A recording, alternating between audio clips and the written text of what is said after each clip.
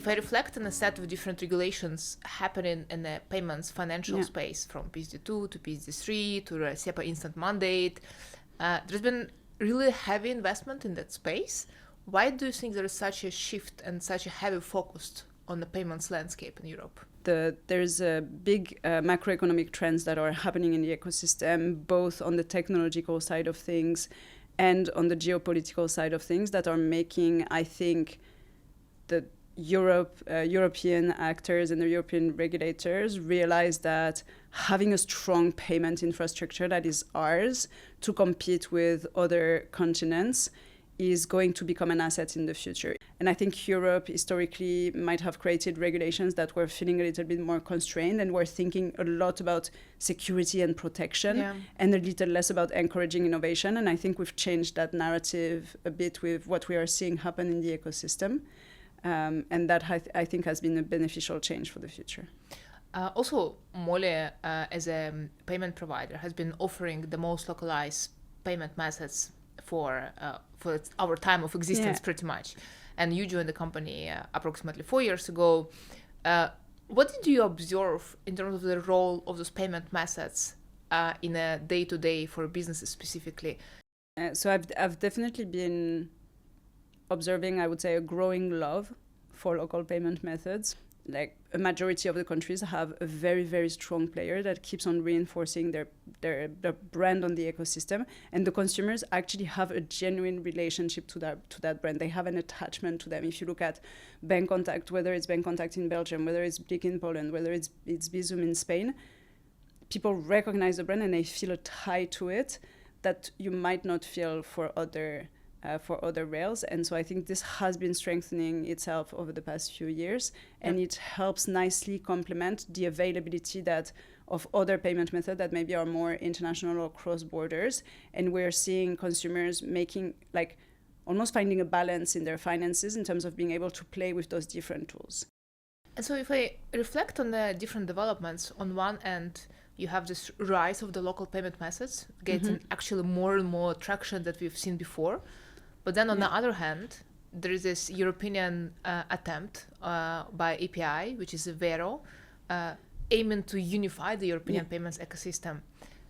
And one can argue those are contradictory trends. How do you see them living alongside each other? I think they're actually going to get to be really collaborative and great friends to a certain extent, because if you think of yourself as a consumer, you live in the country that is your home country, or that is the country that you decided to reside in, and you have your habits, and you can equate those habits to the local payment method that you're using on a daily basis. But then when you get to travel across Europe, you have to be able to exchange value and to exchange money. And there, you're going to be able to use the European-wide scheme that is Wero, that is going to allow you to be able to cross-border entirely without necessarily having to switch payment method per se, because the rails underneath are going to be the same. When I traveled to Barcelona and I took a taxi ride, and then the driver said, "Oh, well, my payment terminal is not actually working. Can you just transfer me the funds on Bizum?" And I was like, "Well, no." What is Bizum? Well, thank God I'm in payment, so I knew what is Bizum, which maybe my mom wouldn't. But yeah, I don't have a Spanish bank account, so no, I didn't. And this is a great example where a scheme like Wero can actually play this interoperability role of connecting the local players alongside with between different countries. Yeah.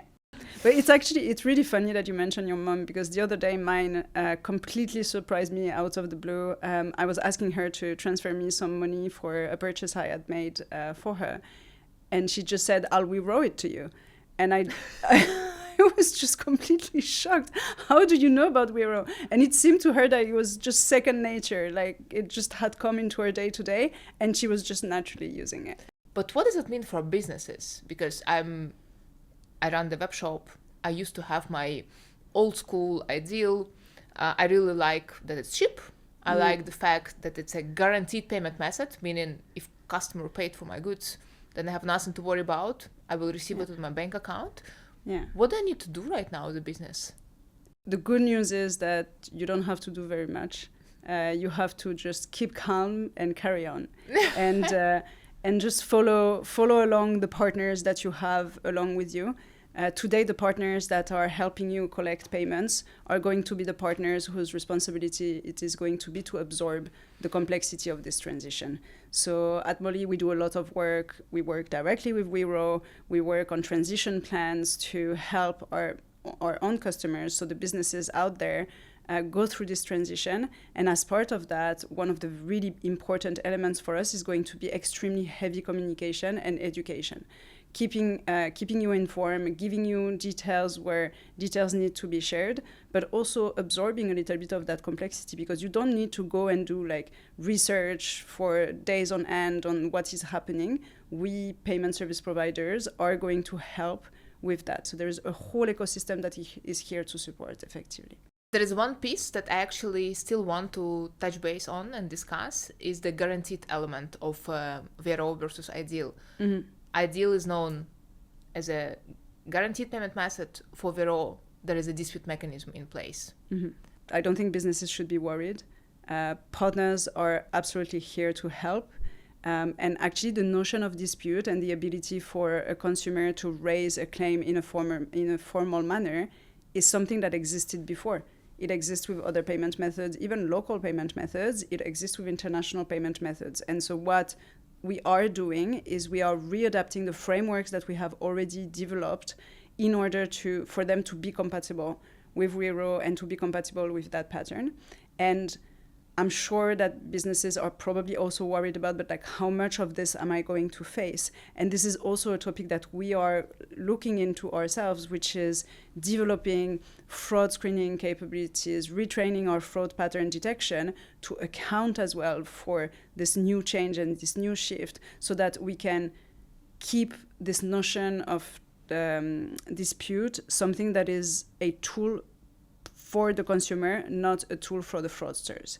And the payments partners are going to play a crucial role in this.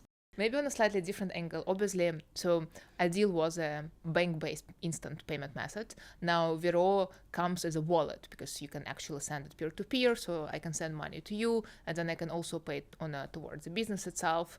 And if you look at the rise of the new payment methods, you see the rise of wallets more.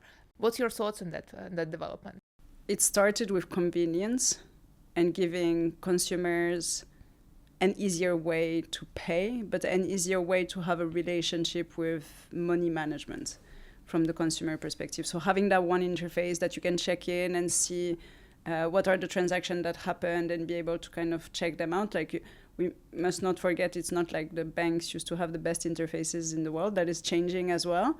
But this notion of wallet has been really helpful in condensing information, and not just the financial one, because with wallet has come the rise of faster checkout, and it has come the rise of distributed checkout. So I don't always check out at the end of my buying process now. I can check out and do like a quick checkout if I find a product that I really like, but I can also check out on a soft POS interface. I can check out in store, and I can use the wallet across those different channels to have the same experience. And that for a consumer has been massive. And it has allowed as well to create loyalty and to create that tie that we were talking about, and that kind of relationship directly with the payment method and the consumer. But now what we're really seeing is that not only with the rise of wallet, but the modernization of payment methods as a whole, they have thought a little bit through this process of how to keep track of a customer across interfaces and a customer throughout their journey with the payment method.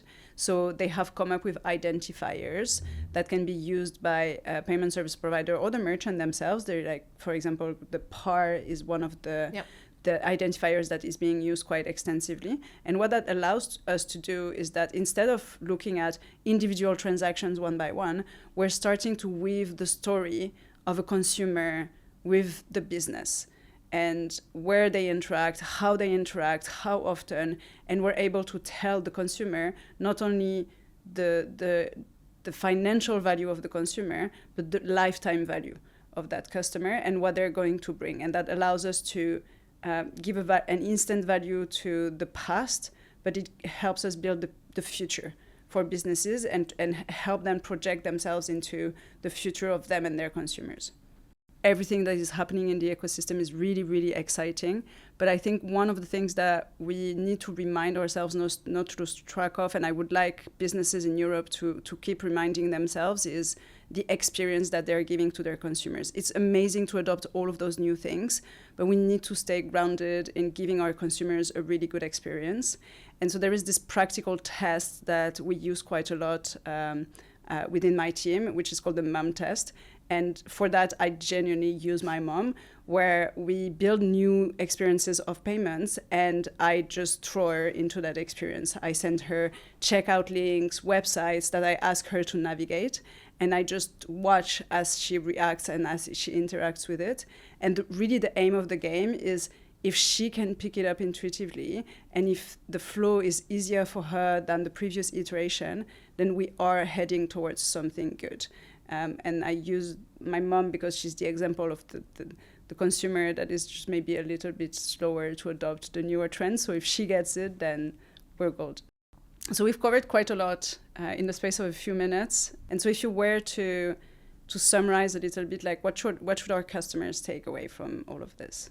That European payments landscape is not sitting still. It is developing on a daily basis. And we are extensively addressing it in our latest payments report. And we are here to keep on solving that complexity for our customers. But we're also here to constantly listen to our customers so we can jointly shape the way how payments landscape is evolving.